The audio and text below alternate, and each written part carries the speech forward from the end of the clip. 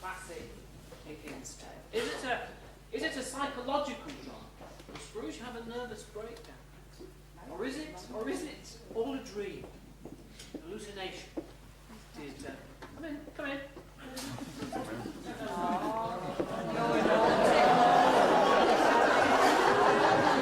Where's the drink? Look at the marks they've left on the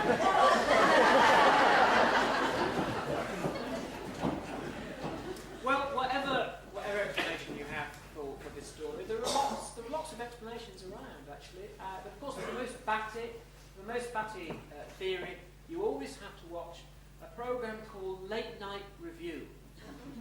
Look, the whole point is that Scrooge discovers the metaphysical nature of renewal within the context of a theoretical feminist narrative, utilising a ritualism of inaugural degenerification,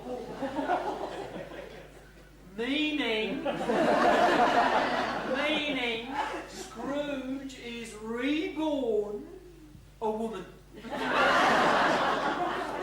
He gives birth to himself, his new self, through the uterus of his own unconscious mind. And I'm sure Tom Pauling would agree. No. What do you mean? I don't think so. I think what we have here in Scrooge's journey in time and space is a literal account of alien abduction. And I know this to be true because the little green men who live in my radiator. Pundits come in all shapes and sizes. Let's very quickly get the football perspective from John Motson and Trevor Brooking. Yes, indeed, I have to say though, Trevor, for Scrooge, a bit like the Villa, it's been a real nightmare at home. I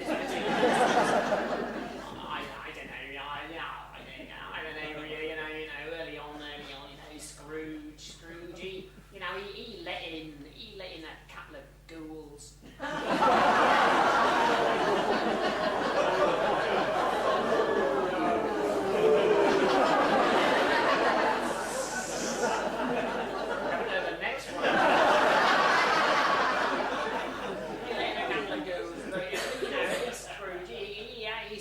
Some spirit. Anyway.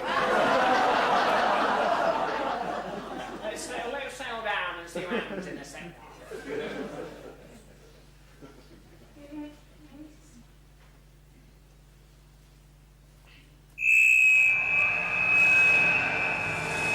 Scrooge was awoken by the whistle of the freezing wind. Was it yet the hour for the second visitation?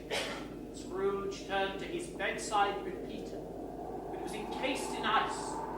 Time itself was frozen up.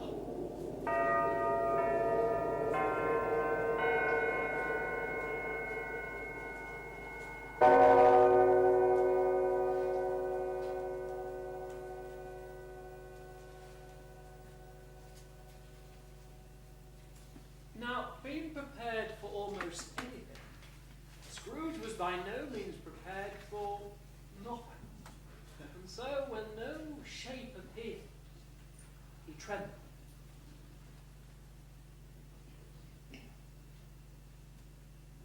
All he could see was a ghostly light emanating from the adjoining room. Should he go, or should he stay? It took Scrooge quite a while before he plucked up the courage to finally shuffle to the door. Yes, it was his own sitting room, no doubt about it, but so transformed, I fear my own words cannot do justice to the alteration. In that case, as Scrooge peers through the keyhole, let's see who is the ghost of Christmas present that made himself at home in a house like this. And remember, ladies and gentlemen, remember the clues. evidence are there? Let's look at the evidence. As soon as you enter this room, a glorious, roaring fire embraces you like a long-lost friend. The dominant colour is green. Holly, green ivy, and oddly, perhaps, the green flag of the Emerald Isle. The smell of Irish whiskey mixes with the more traditional smoking bishop punch. So, Mr. Scrooge, who is your ghost of Christmas present? None other than Father Ted Critic. Holy Mother Teresa! Don't tell me I've been assigned Ebenezer Scrooge, the manky, miserable little idiot. Even the holy missionaries themselves would balk at the thought of converting such a heathen. Although perhaps the Almighty in his infinite wisdom would work a little miracle.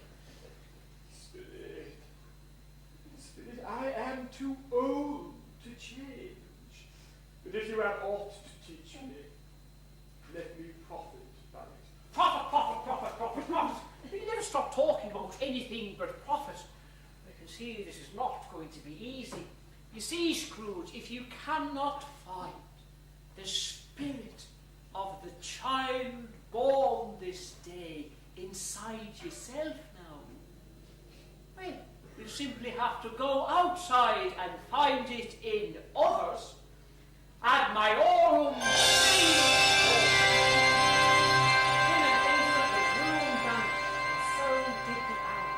Now it was Christmas morning on a bustling London market. Shoppers were full of good cheer, and they laughed all the more when the ghost sprinkled them with incense. In the trade we call it holy giggle pepper. Brings joy and goodwill on those it is like, oh, it's working on you, man. It's working on you. But I have a theory. See, this lady isn't quite in the Christmas spirit. A little aspergement is needed, I think. No. Mr. Butcher, I keep telling you, I don't want you to remove the giblets. I like to do the disemboweling myself. Here we go now. Just a little bit of aspergement, a little bit of magic. Felix Dies Christi Natalis. A sudden compassion has come I now feel an urge to put £1 in the charity box. Now where's my 19 shillings and 6pence change? I always thought you was a fecky brasher. Will you not join me, Scrooge, for the Cratchit Christmas dinner? For here in this house I am known and welcomed. Oh, but we're late. They've started already. There never was such a goose. Its tenderness and flavour were the themes of universal admiration. Oh, Spirit, it's a very small goose. Hence then, Scrooge, is it not yourself that pays such small wages?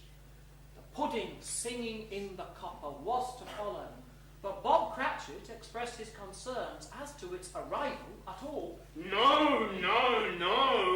Supposing someone climbed over the wall and stole it. Supposing the goblin living in the copper gobbled it. Supposing. No, cried the youngest two Cratchits, becoming livid at all this supposing. Oh, but they needn't have worried, for soon there were clouds of steam bringing with them a smell like washing day, and through the mists emerged a beaming Mrs Cratchit. Well now, here's the pudding, but I have my doubts.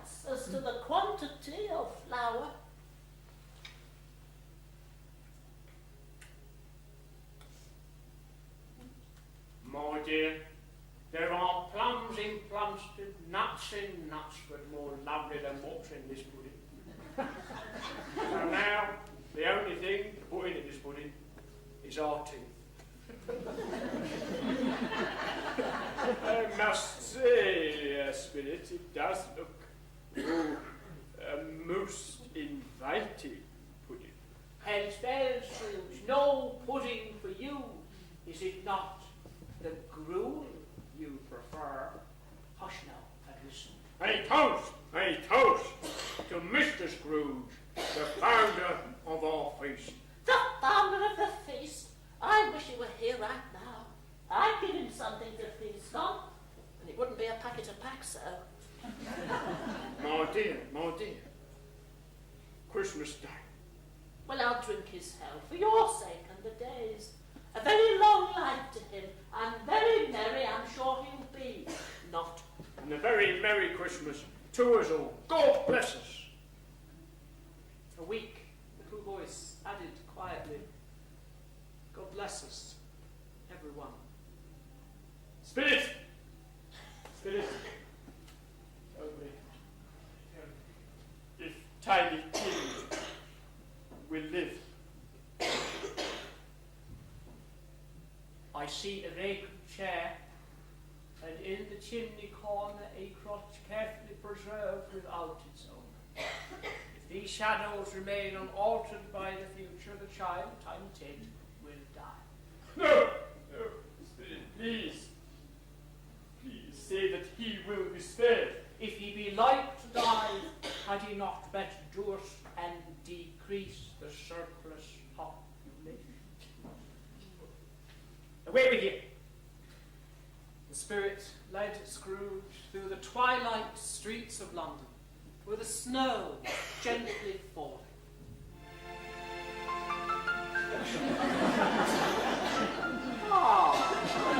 There we go! Lovely musical snow. It's lovely. No, it's magical theatres. Richard, I've been thinking. What if it was, I don't know, what if it was more sort of Russian snows, like Prokofiev?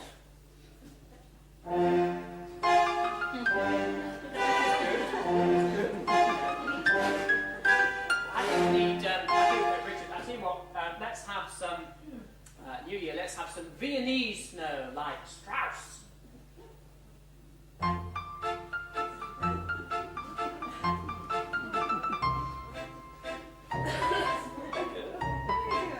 I'll tell you what, let's have something, let's have some Manchester snow, like Oasis.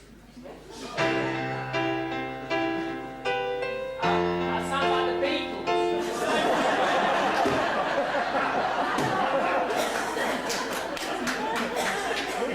Yes, somebody recognises that as the same thing. The sound of laughter now filled the air, for Scrooge and the ghost were among guests at the home of Scrooge's nephew, Blair. A party game, yes and no, had been proposed. Oh, Spirit, I wouldn't mind staying here a wee while. I've grown quite fond of games. Oh, yes, Scrooge, it's good to be a child sometimes, and I've a feeling in me holy water you'll be wanting to know the answer to this particular quiz. Hush now, Mr. Tarrant, OBE, is explaining the rules. Ladies and gentlemen, we now reached that part of the evening.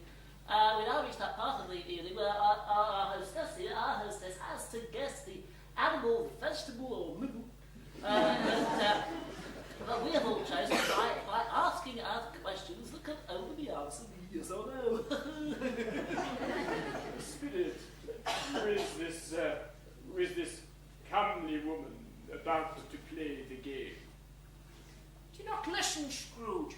Said the hostess, blessed in holy wedlock with your own nephew Frederick, a lady synonymous with the good life.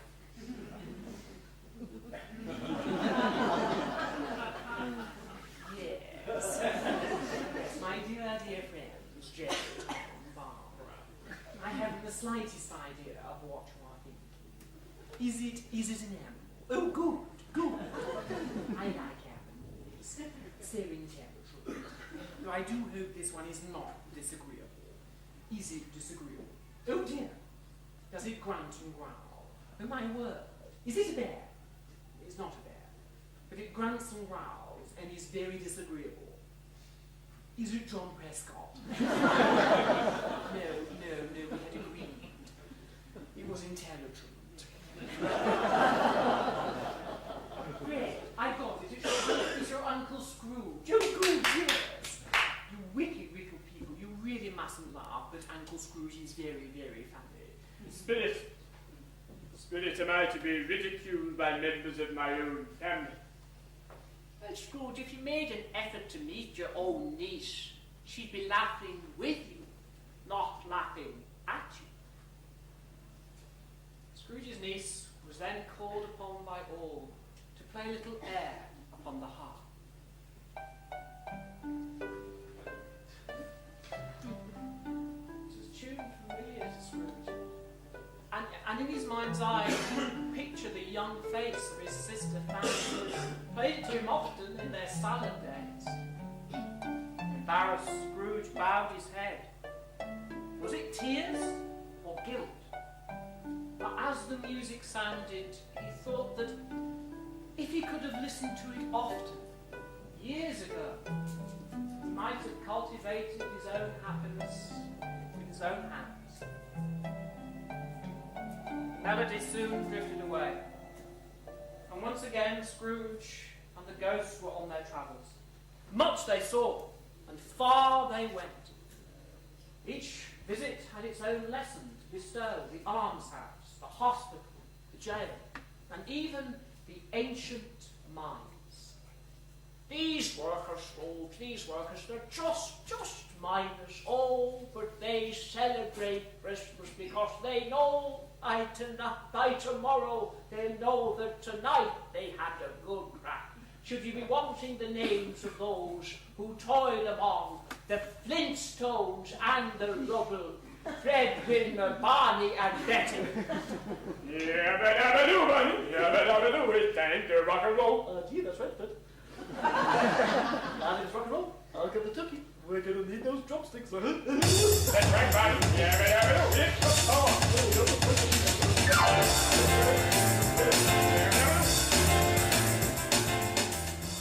You know, Betty, asking Fred not to be silly at Christmas, like talking to a brick wall.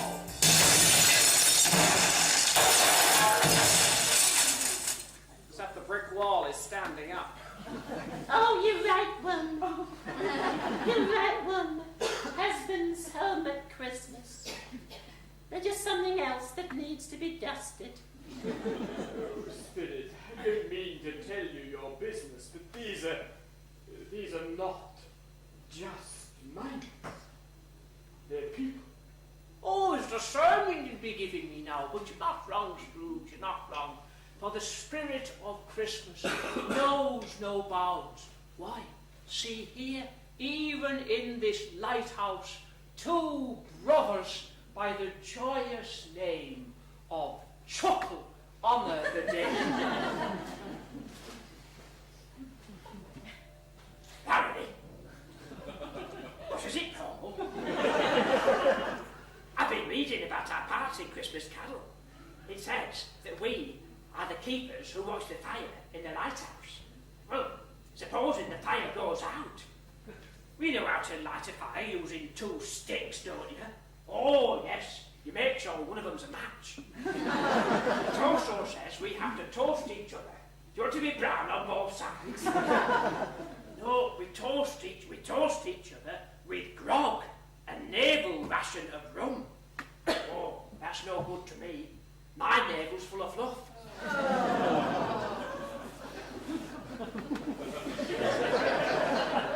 It was a long day. Only were one day. Scrooge had his doubts of this. The dusk became dawn.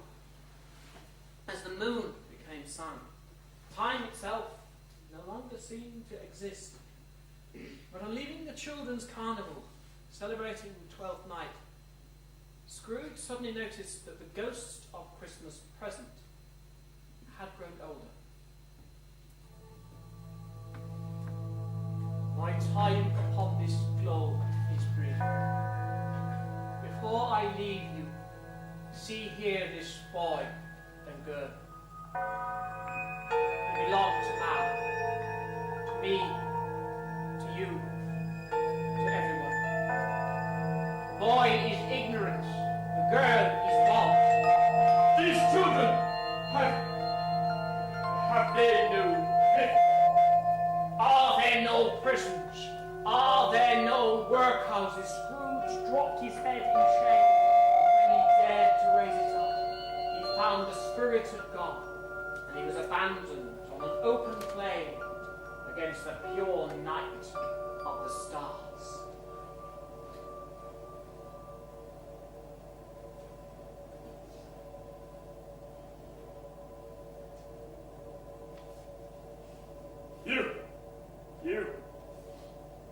You are the ghost of Christmas yet to come.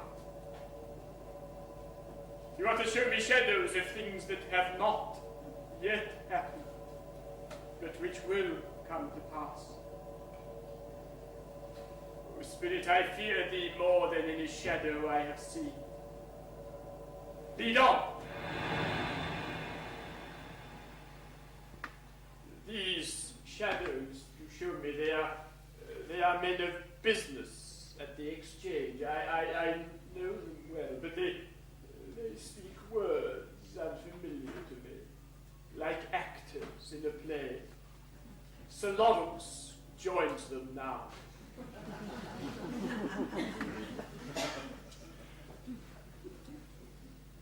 Sir John, it is true then what I have heard. Old Scratch is no more. Oh, my dear friend. Dear Larry, I only know the man is dead. Dead as a doornail, though I a doornail should be thought deader than any other piece of iron. I really cannot say. Sir Ian, can you shed your Gandalf enlightenment upon the proceedings? Well now, according to my old friend, Frodo Baggins, the death of this man may have been the result of the evil forces of Sauron. I doubt that very much. Sir John, are you intending to go to his funeral now that he is exterminated? Oh, I don't mind popping along if lunch is provided. Oh, but I must be fed, or I shall not go. Spirit, I know not the dead man whom they dishonor. Nor why you show me these shadows. But you choose not to answer. Take me where you will. The phantom led Scrooge to a ramshackle den in a hidden part of town, premises to old Joe, buyer and seller, no questions asked.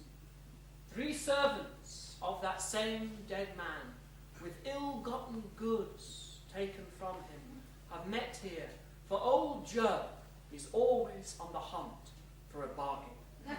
That's right, I'm as cheap as chips. Now, what has the lady got me? Oh yes, not bad. Not bad, let me get it. No, it's not bad at all. I'd even go as far as to say, very, very handsome. Not the mirror, but my reflection in it. What a bobby dazzler. Now, what else has the lady who did his laundry got me today? I got 2 shirts, 1 silk. I said to Pauline, I said, here's the judgment on him. I said, it's a judgment on him. I said, he fleeced us when he was alive. Why shouldn't we fleece him now he's dead? And I see the Undertaker managed to do bits and pieces. I'll tell you something, you know. I haven't took a frigging thing. You know, what I did say, I can't frigging remember. All I know is that, you know, the frigging housekeeper here, you know, she took the frigging lot. That's right. I got span, and span. Tins off, lamb. Woo! Bed curtains made of. I took the rings off the bed curtains and all. I thought he won't be needing bed curtains where he's going, because he's not the Messiah. He's a very naughty boy. Spirit, the fate of this dead man is most sad. But where am I? I feel the need to change, yet you do not show me my future self, that I may learn how to be reclaimed. The room altered. A figure lay under a ragged sheet on an uncurtained bed, unwatched, uncared for, completely alone. The phantom motioned for Scrooge to lift the shroud and reveal the face of the man beneath. O cold and rigid death, it is not that the hand is heavy, nor that the heart has ceased, but that the hand was once open and generous, and that the heart was once warm and brave. These are the seeds of life eternal.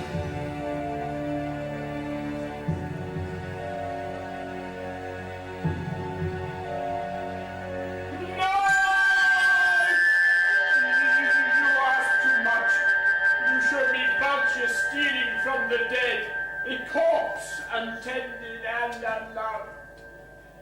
Is there no one in this world unmoved by death? No. Why here? Why the Cratchit's house? Why Mrs Cratchit sitting lost in her thoughts? Oh. I sometimes wonder how Mary and Joseph would have coped had Jesus been a disabled child. He wouldn't have got much help from social services. Unmarried mother giving birth in a stable, 3 strange men from abroad coming on smelling substances and have taken that poor kiddie away. They'd be lucky to get visiting rights. But at least they would know that their little boy was alive, and they would have hope of seeing him again, but those of us not so lucky. What do we get to see but a stone in the ground and an empty chair? Empty chairs can be cruel things at Christmas.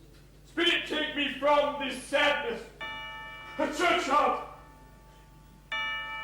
Is this the resting place of the man, unwatched, unloved, uncared for? Before I look too close upon that sad and lonely grave, answer me this. Are these the shadows of things that will be, or are they shadows of things that may be only? Men's courses foreshadow certain ends, but if the courses be diverted from the ends, will change. Tell me this is so that I look upon that name.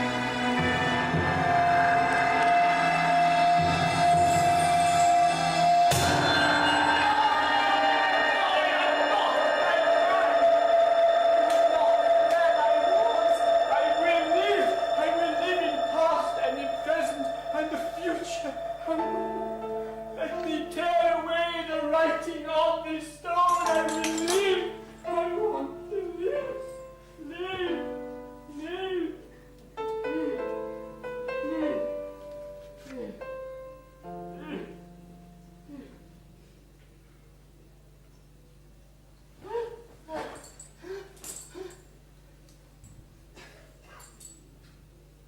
bed curtains. They've not been taken down and sewn. And the rings, they're still here.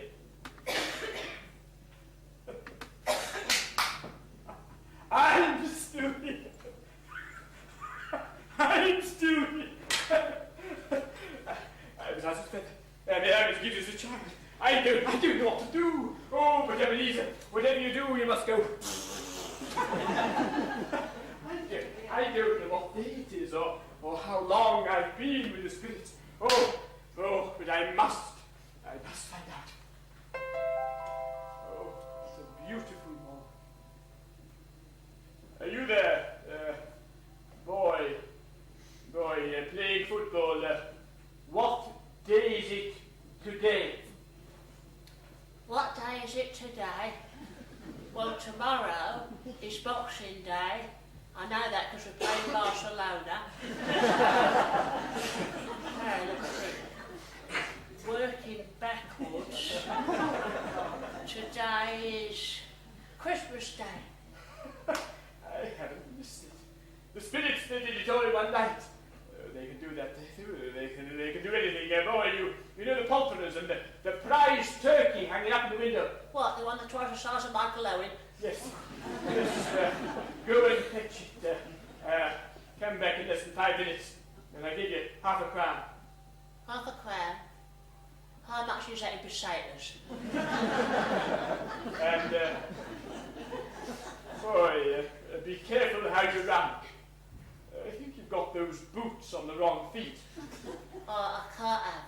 These are the only feet I've got.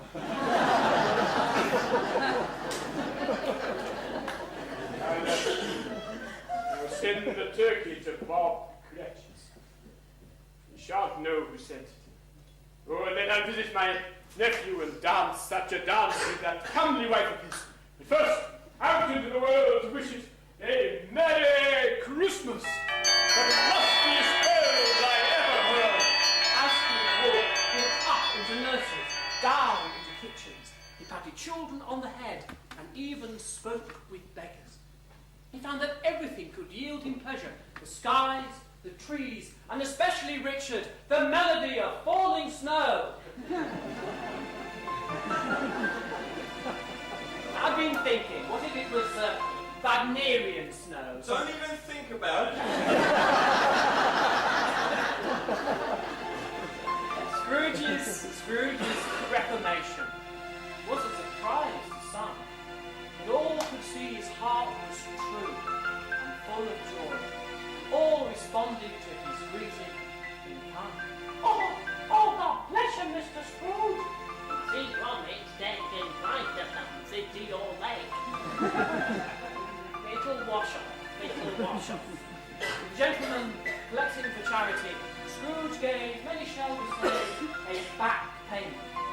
Well now, hit me over the head with a woman's realm and call me June Whitfield. Scrooge gave up his rule, and food became a pleasure, not a punishment. There's one! Mr. Scrooge wants a big fat pudding. Very good, dear, but tell him not to marry one. Scrooge never realised that simply shaking hands would yield such delight. Merry Christmas, madam. Merry Christmas to you. Merry Christmas. Sir, Merry Christmas. Merry Christmas to that. Merry Christmas. Oh, and Merry Christmas. Merry Christmas. Oh, yes. Oh, hello, Merry Christmas. Oh, Merry Christmas.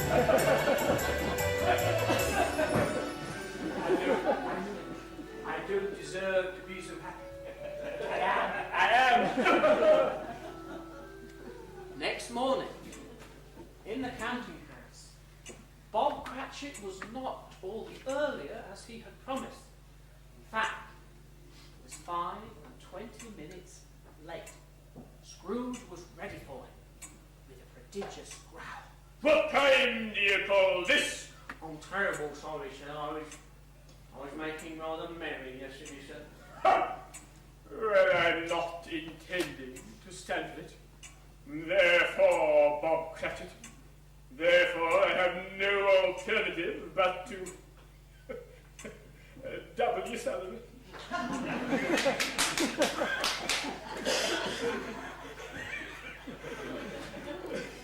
No, Bob. I've not taken leave of my senses. I've come to you. I want to help you and your family, so let's start by making up that fire, Bob Cratchit, before you dot another I. Scrooge was better than his word.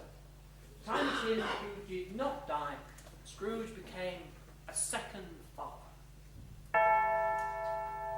When the hour of Scrooge's passing came, many were at his side, and many more came to his funeral, where his nephew Fred is still delivering the eulogy. Oh, it's indeed. Scrooge's only real cry was to be a dreamer who would stop dreaming. And then when Christmas Eve, he dreamed a dream and all came alive again. And what's wonderful about his story is Scrooge was dead to begin with. Oh, but he's not dead now. And so, in these 12 days of Christmas, every time we love and laugh, Scrooge will be standing in spirit at your elbow. Well said, well said, well said. So let Scrooge's end be our beginning. For Scrooge, for he knew how to keep Christmas well, if any man alive possessed the knowledge. May that be truly said of all of us. And as someone famously once remarked,